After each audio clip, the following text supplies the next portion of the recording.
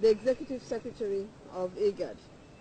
The summit was also attended by representatives of the United Nations, the African Union Commission, the League of Arab States, and the European Union. It was briefed by His Excellency Mohamed Afey, the IGAD Special Envoy to Somalia. After holding extensive discussions on the developments in Somalia, the summit issued the following communique. First, it reaffirmed its respect for the sovereignty, territorial integrity, political independence, and unity of Somalia. Second, it welcomed the update of the federal government of Somalia on the implementation of the 2016 electoral process.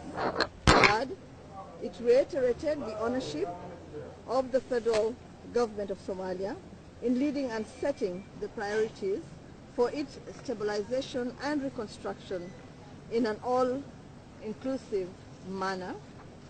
4, it commended the recent Somali National Leadership Forum, the NLF, meeting in Mogadishu on the 2016 electoral roadmap and endorsed its outcome. 5th, it welcomed the federal government of Somalia's commitment to a credible, transparent, inclusive electoral mechanism towards a peaceful and democratic transition. 6th, it encouraged all Somalis to participate in the 2016 electoral process and hoped that free and fair elections are conducted within the timelines. 7th, it commended the progress made in the state formation of the country and encouraged the swift completion of Iran and Middle Shabelle state formation. 8th, it requested the African Union mission in Somalia, AMISOM, to provide all necessary security to the electoral process. 9th, it condemned the recent Al-Shabaab attack against the AMISOM and the Somali National Army in Somalia, and their continued attacks against civilian population. 10, it called on AMISOM troops and the Somali security forces to expand their operations, deal with evolving terror threats, and immediately recover the remaining areas controlled by Al-Shabaab. 11th, it called for the establishment of an economic recovery fund with support from the region and the international community. 12th, it urged the international community to support the FGS development plans and programs, especially infrastructure, connectivity, and social services through the IGAD third-party financing mechanism and any other bilateral arrangements.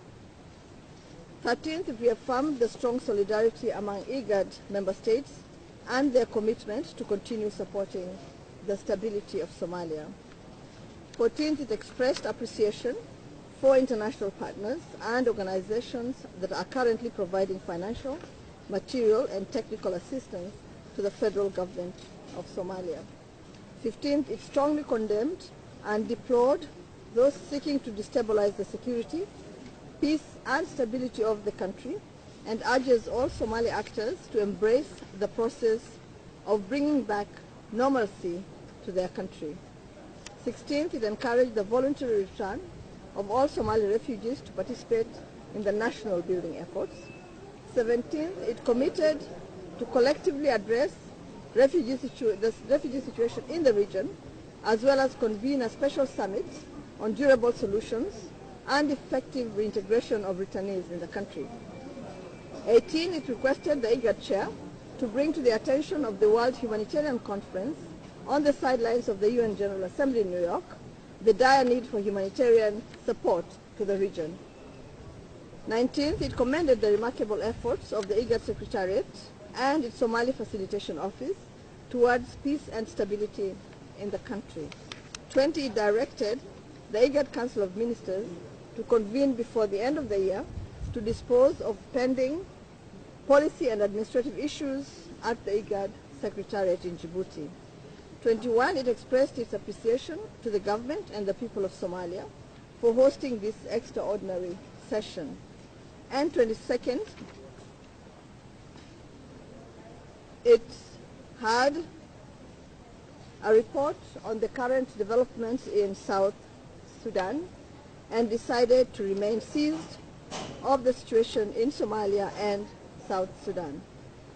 That's the end of the communique. It was done in Mogadishu, Somalia on the 13th of September 2016.